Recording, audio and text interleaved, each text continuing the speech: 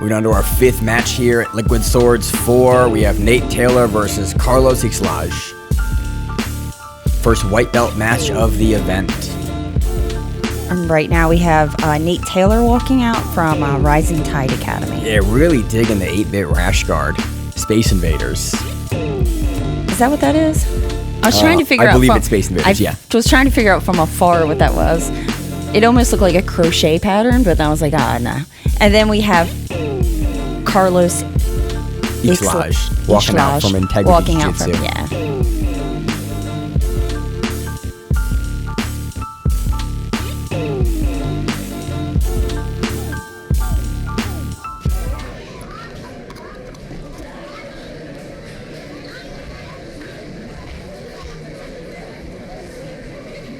And we shake and we are off here.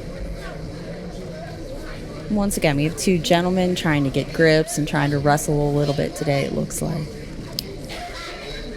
Yeah, based on the stance, based on the hand fight, seems like both these guys want to get something as far as a takedown. Which is always, again, I like in the submission-only formats when you do have two guys that are willing and kind of want to wrestle. You know, the takedown, the sub-only format gives you something for everyone. You might got an eye poke there.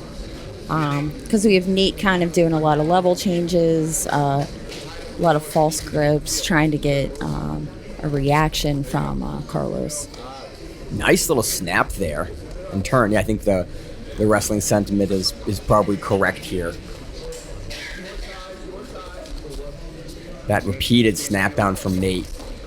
Really nice outside single here. Yeah, it looks like he might just be trying to get Carlos so that Carlos kind of isn't sitting as far down so that he can kind of shoot below. He might be playing with the head, trying to get him a little tired. Yeah. Get him reacting, get the timing going. Nice single into the body lock from behind. Nate tried to pull him back in bounds a little bit there, too. You saw that? He lifted him back and tried to kind of yank him back. I like when competitors recognize the mat space that they have available to them and will start to work within that. Okay, he's close to the edge. I don't want to have a reset. I want to keep the position. Let me do the work to keep it in bounds. It gives, again, it's nice to see from competitors because it shows that they have an awareness of their space. Yeah. And they want to keep their position because they got that takedown. They got that position. They don't want to lose that position. Yeah, you don't have to play with the reset.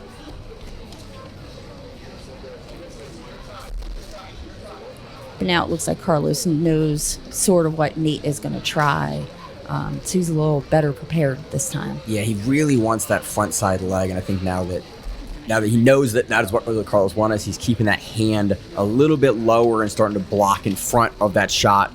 But again, Nate is able to get it regardless. Gets Carlos to the mat here.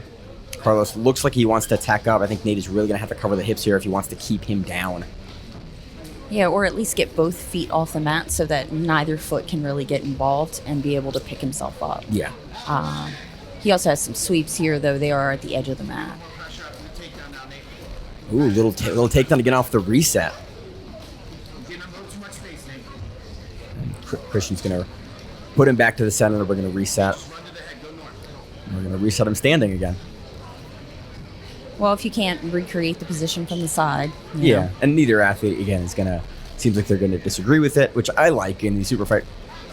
You don't have athletes kind of squabbling about position. Yep, we're going to reset. Just reset back to the center here. No, and if you see Nate's not really, when he does get Carlos down, he's not really covering the hips or trying to be heavy on top of him. It's more like he's just trying to take him down, pick him back up, take him down, and kind of play that game of attrition where it would take you down 5 million times. Yeah, where you're out, and then maybe later in the match, start to put some additional pressure on you and look for the sub from there.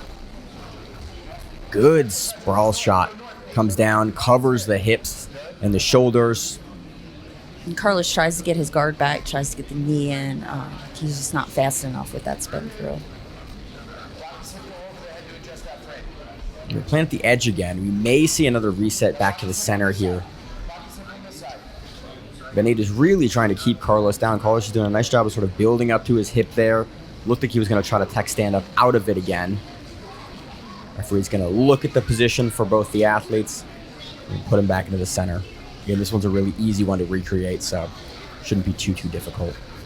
Yeah, and it's better It's better for the match in and of itself to start back in the middle so they have enough room to move around. They don't wind up kicking anybody. Exactly. It seems like both gentlemen, they put everything into every move they have. So yep, we big. need that space. Mm-hmm. Really nice elevation there from Carlos on the bottom. Nate's able to kind of ride it over to the top to stay into side control. Carlos doing some nice hip bumps here, trying to push Nate off the top. Nate looks like he's trying to start to isolate an arm or trying to step over to isolate an arm, yeah. but Carlos does a nice job here, reacting off of it, getting his legs back in front.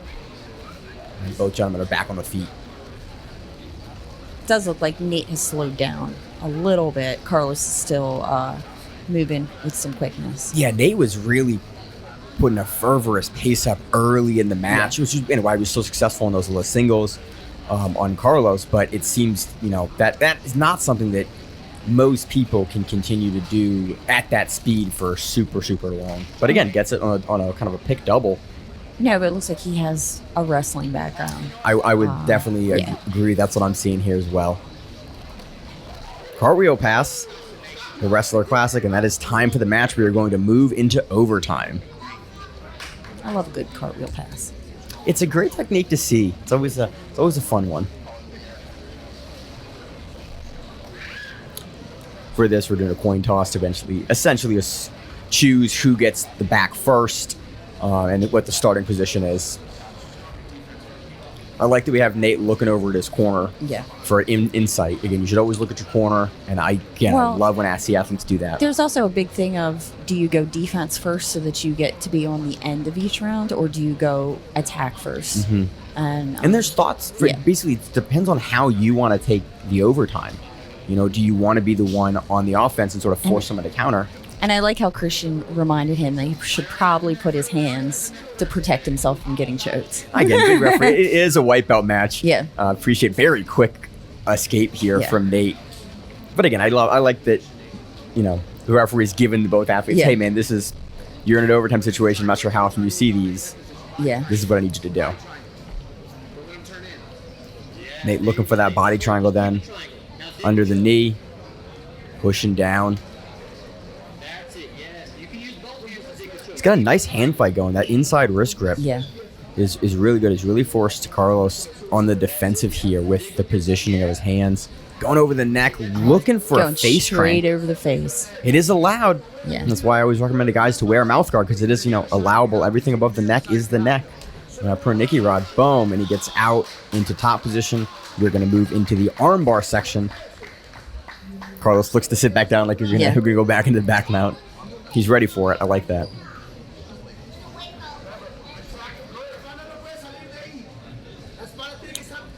Referee walking him through the start position here.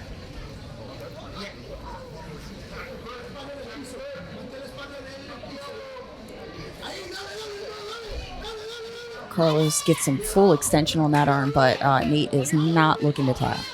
Yeah, Nate's doing a nice job at turning. Looks like he's eating it a little bit, trying to get that off. Going for a guillotine grip armbar. He gets his arm out at that point.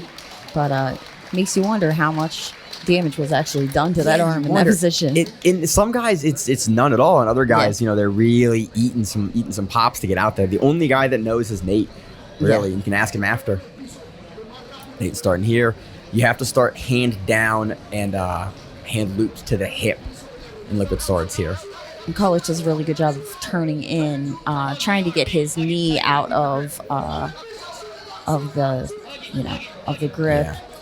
And you see Nate stay a little bit too long there with the post. Didn't actually come back both hands into the arm to go for the sub, allowing Carlos to kind of move his elbow down and start to get up to get the stack to get out here. Now we're going to move on to the takedown section here. This section that Nate is most likely going to have a big advantage here, just given the wrestling that we saw in the early sections of the match. Now, depending on how you perceive this, the other thing that can be done is if Carlos is really good at reversing a takedown once it's begun, if Nate goes for something and he can either sweep him over his head or he can end up being the one on top, then he does win the match. Yeah, it's where the takedown ends. It's not who initiates the takedown or, if there's still a scramble, it is who ends up on top in that sequence from the feet.